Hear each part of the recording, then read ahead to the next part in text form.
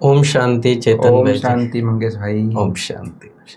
आज हम अव्यक्त बाप दादा की 18 जनवरी 2006 की अव्यक्त वाणी रिवाइज कर रहे हैं जी। तो 18 जनवरी माना समर्थि दिवस, समर्थि दिवस, स्मृति दिवस, बाबा के अव्यक्त होने का दिवस, बच्चों के प्रत्यक्ष होने का दिवस, कई नाम दिए हैं इसको बाबा ने। सन शोज फादर का दिवस, बाबा के अव्यक्त होने का दिवस, या बाबा पर्दे के पीछे गया और बच्चों को स्टेज पे प्रत्यक्ष किया, या बच्चों को अपनी सारी समर्थियाँ बाबा ने दे दी। जो हमने देखा कि प्रैक्टिकल में प्रकाश मणि दादी के हाथ में हाथ देकर बाबा ने अपनी सारी शक्तियाँ विल करने का भी दिन है, ब्रह्मा की संपूर्णता का दिन है ये। तो आज बाबा विशेष कहता है कि ये स्नेह का दिवस है। और सच में उस दिन कितना मतलब अमृत वेले से जैसे बाबा के लव में लीन होते हैं बच्चे। तो बाबा कहते हैं, और ये स्नेह जो है ना, स्नेह की बहुत सारी विशेषताएं बाबा ने बताई, जिसमें बाबा ने विशेष कहा कि स्नेह सहज परिवर्तन कराता है। हाँ। और हम हर ब्राह्मण बच्चे का ये अनुभव है कि आते ही कोई ज्ञान समझ में नहीं आता है इतना, लेकिन जो बाबा का स्नेह है, बाबा की मदद है, बाबा की शक्ति का अनुभव होता है, उसके आधार पर जीवन में खुशी का, सफलता का अनुभव होता है, तो वो स्नेह ही हमको आगे बढ़ाता है धीरे धीरे। ईश्वरीय परिवार का भी स्नेह मिलता है। तो बाबा कहते हैं ये स्नेह ही है जो तुम्हारा सहज परिवर्तन कराता है।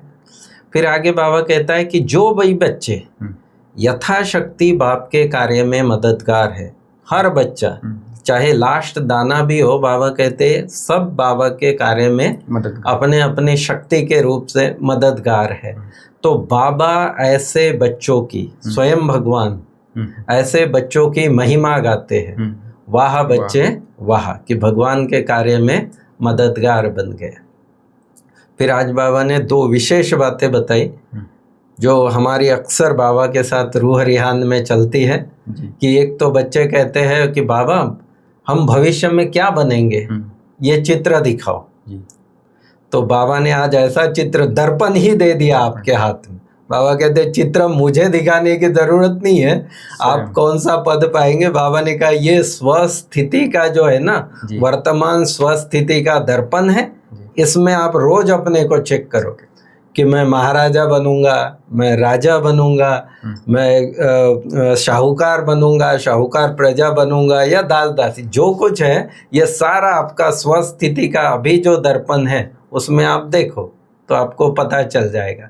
फिर बाबा बहुत इम्पोर्टेंट बात कहते हैं कि अगर अभी कंट्रोलिंग पावर, रूलिंग पावर नहीं है तो फिर विश्व पर क्या रूल करेंगे, और रूल नहीं करेंगे माना वो फिर प्रजा में आ गए।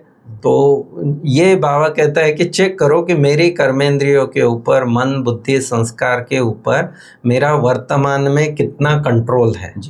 आत्मा अपनी कर्मेंद्रियों को मैं स्वयं कितना रूल कर रहा हूँ, तो फिर आगे सतयुग में वो उस हिसाब से हमारा पद होगा। ये है स्वराज्य स्थिति का दर्पण। फिर दूसरी हमारी कंप्लेंट होती है अक्सर कि हम कहते हैं कि बाबा करते तो है, बहुत पुरुषार्थ करते हैं, सब कुछ करते हैं, लेकिन जब समय आता है ना, तब समय पर शक्ति काम में नहीं आती है।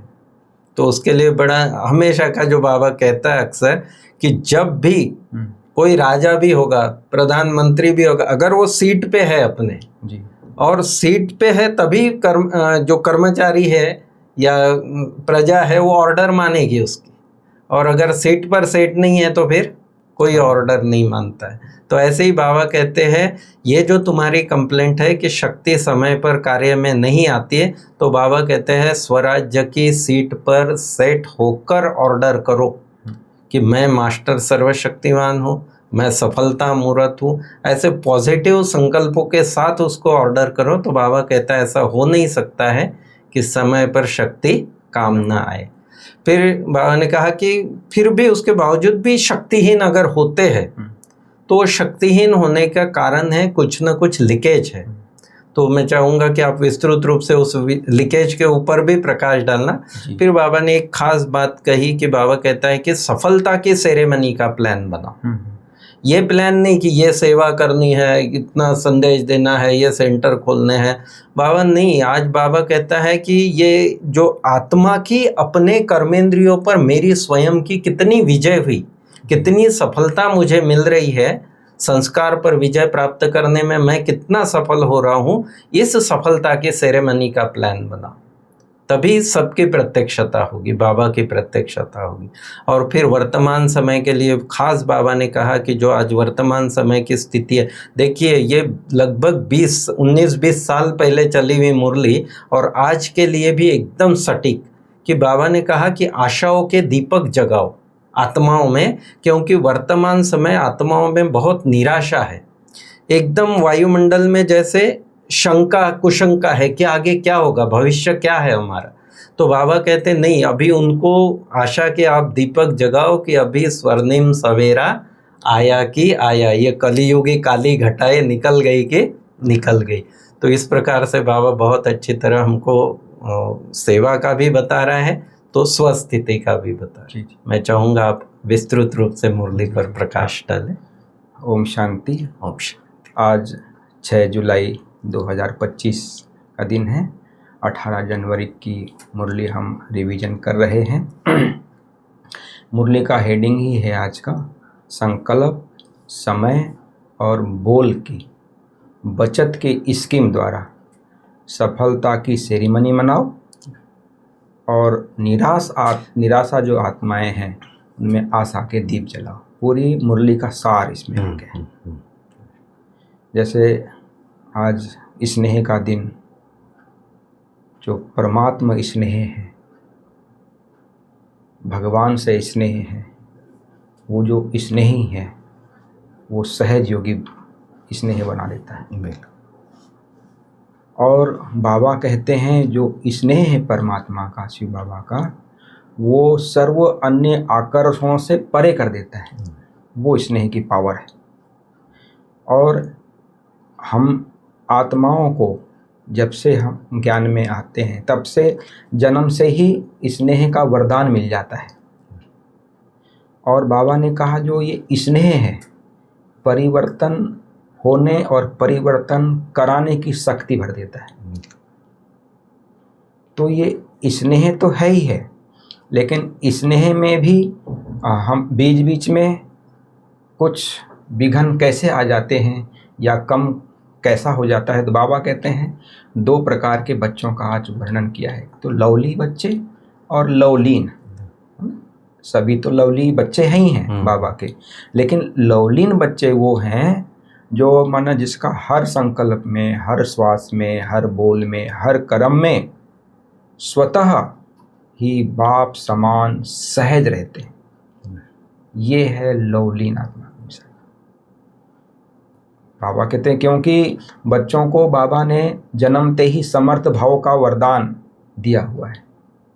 ये क्योंकि ये समर्थी दिवस के रूप में मनाते हैं। तो बाबा कहते हैं ये समर्थी दिवस के रूप में तो मनाते हैं, लेकिन ये जो दिन है ये भगवान अपने आप को स्वयं छिपाने वाला बैकबोन बन जाता है और बच्चों को प्रत्यक्ष होने का दिन भी। और लवलीन बच्चों को विश्व के स्टेज पर प्रत्यक्ष करते हैं।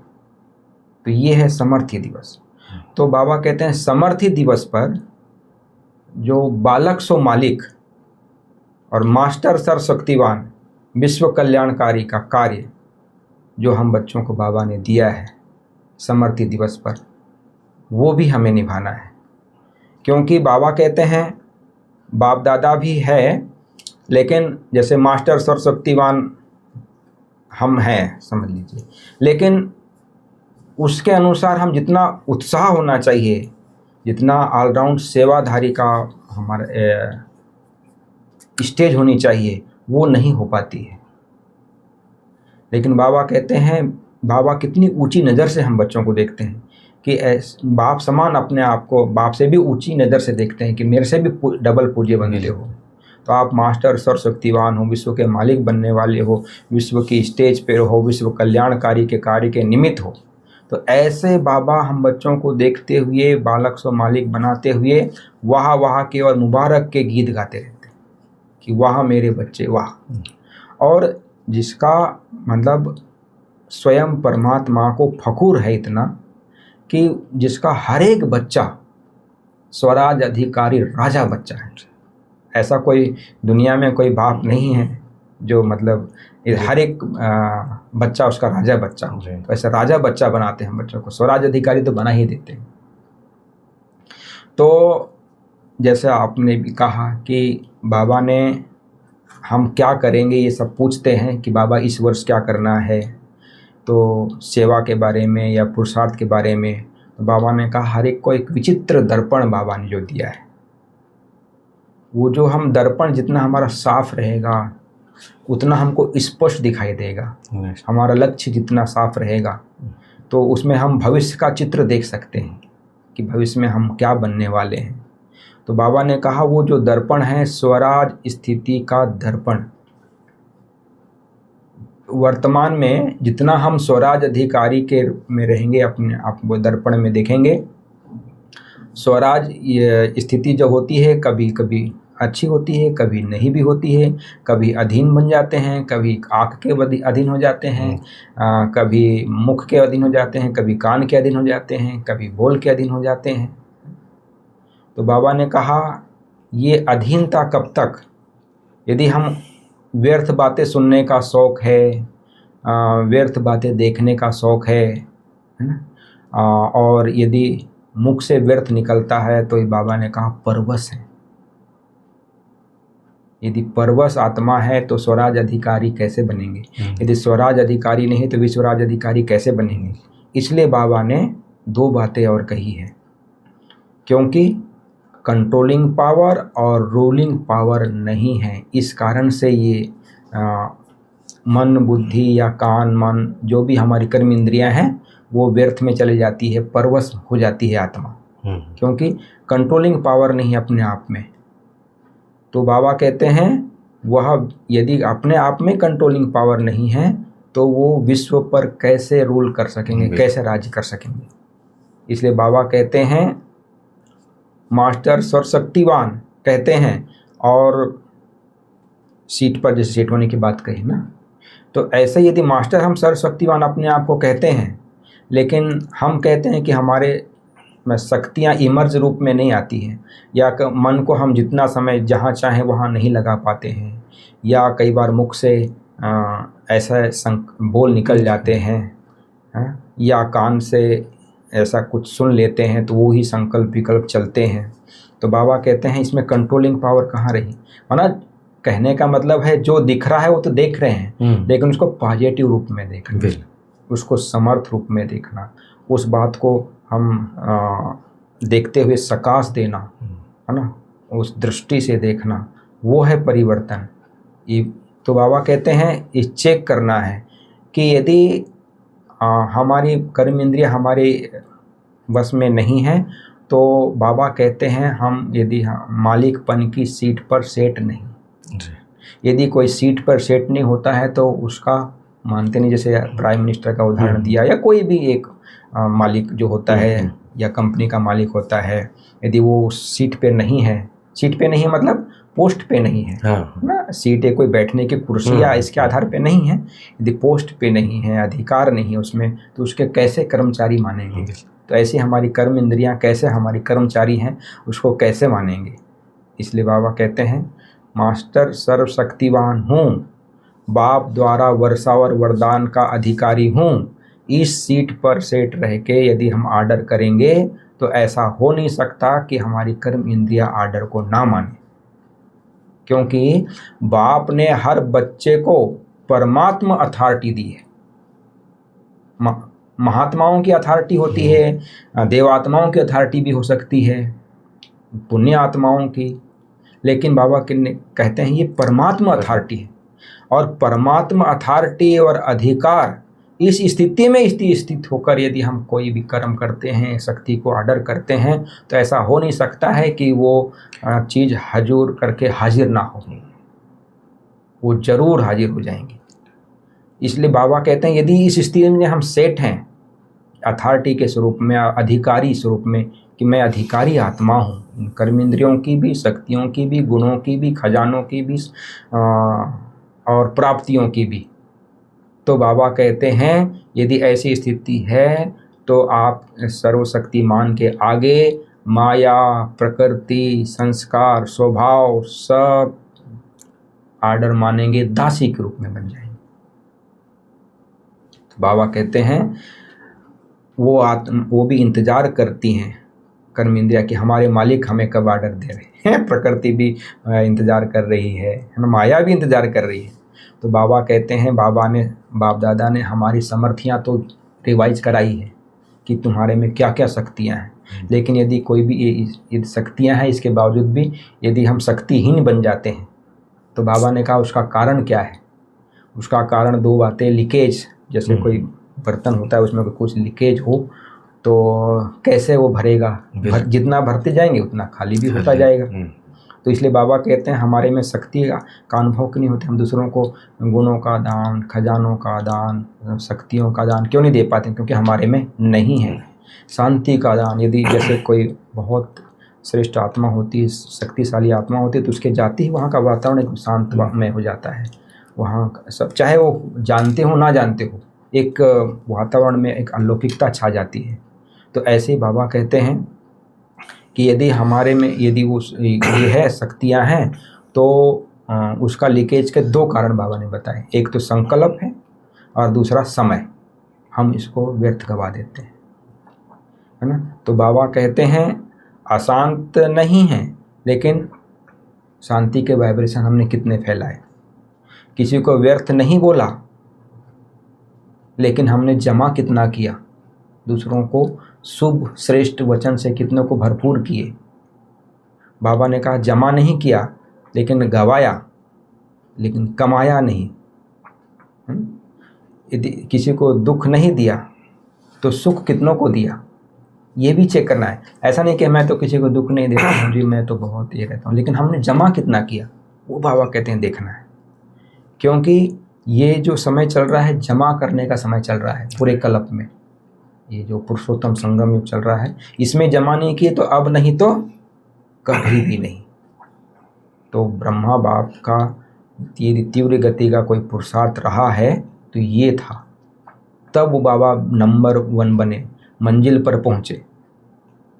बाबा कहते हैं बचत की स्कीम बनानी है कि हमारे मनसा संकल्प कैसे बचत हो, हमारी वाणी की कैसे बचत हो, हम आत्मा शांत स्वरूप हैं, इसकी बचत कैसे, अशांति से कैसे हम बचें, ये बचत की स्कीम बनाना है।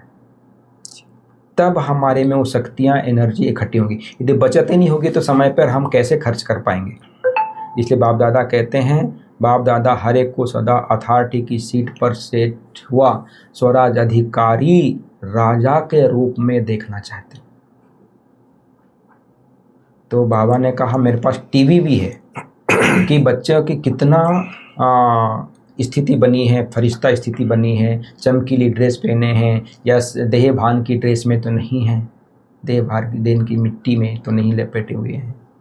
तो बाबा ने कहा वो टीवी बाबा देखते हैं तो खुल जाता है। और ये जैसे बाबा कई बार कहते हैं ना कि पर्दा खोल दें क्या, बाबा तो पर्दा खोल देगा, लेकिन कोई श्रृंगार कर रहा है, कोई कपड़े पहन रहा है तो कैसे पर्दा खोल दें। तो फिर बाबा ने कहा कि मीटिंग तो बहुत करते हैं, अनेक प्रोग्राम की मीटिंग करते हैं, प्रोग्राम भी बहुत अच्छा होता है, लेकिन आज बाबा ने कहा मीटिंग इस बात की करो कि 108 रत्न की जो सफलता की माला है उसकी सेरेमनी कैसे मनाए। और दीपावली तो हर बार मनाते हैं, लेकिन बाबा ने कहा ये भी विचित्र दीपावली मनानी है कि निराशावादी आत्माओं को आशावादी बनाना है। इसकी भी बहुत ये है, जैसे साइंस के साधन से भी, और बाबा ने हम जितना हम बिजी रहते हैं उसके आधार पे भी हम निराशावादी आत्माओं को आशावादी बना सकते हैं। बहुत सारे उदाहरण हम अपने आप को दे सकते हैं, इसमें चिंतन क्योंकि अभी लंबा हो जाएगा समय। तो फिर बाबा ने आज हम बच्चों को वरदान भी बहुत अच्छा दिया, बहुत ही अच्छा है। अपने हर कर्म व विशेषता द्वारा दाता की तरफ इशारा करने वाले सच्चे सेवाधारी। हम कई बार हम भाषण करते हैं या कोई भी सेवा करते हैं, अपने सहयोगी बनाते हैं, लेकिन बाबा कहते हैं बाप के सहयोगी बनाना है, बाप को प्रत्यक्ष करना है, अपने आप को छुपाना है। लेकिन अभी मोस्टली हम बच्चे कभी कई बार हम टीवी में आवे, पिक्चर में आवे, सामने आवे, बाप प्रत्यक्ष हो, बाप दिखाई दे, हमारे हर संकल्प से, बोल से, कर्म से बाप दिखाई दे, नैनों से बाप दिखाई दे। बाबा कहते हैं वो दिखाई देवे ऐसा नहीं कि संकल्प आया और ये मेरी विशेषता है ना, ये नहीं हो जाए, मेरे सहयोगी हैं, ये नहीं है। यदि हमने ये पुरुषार्थ किया कि मैंने अपने आप को दिखाया और बाप को छुपाया, तो बाबा कहते हैं ये सच्चा सेवाधारी नहीं है, ये सच्चे सेवाधारी की निशानी नहीं है। बाप को प्रत्यक्ष करने का हमारा ये संकल्प है, पुरुषार्थ है। तो बाबा ने फिर आज स्लोगन में भी कहा, किसी भी प्रकार की यदि अर्जी डालने के बजाय हम हर बात में राजी रहने का पुरुषार्थ करना है। और आज की मुरली के आधार पे तो ये अभी अव्यक्त इशारे चल रहे हैं संकल्पों की बचत। तो संकल्पों की बचत कैसे हम करें, वो आज मुरली में हम बच्चों को बाबा ने बताया है कि बचत का स्कीम बनाना है, कि संकल्पों की बचत हो, वाणी की बचत हो, हमारे मुख से कम बोलें। ऐसा नहीं कि मौन रख लेना एक अलग बात हो जाती है, लेकिन हम आवश्यकता अनुसार समय पर बोलें, वो बड़ा पुरुषार्थ है। पॉजिटिव बोल हो, हिम्मत उमंग उत्साह वाले बोलो, ये बहुत है। जी। तो ये थी प्यारे बाबा की आज की मुरली। ओम शांति। ओम शांति। ओम शांति।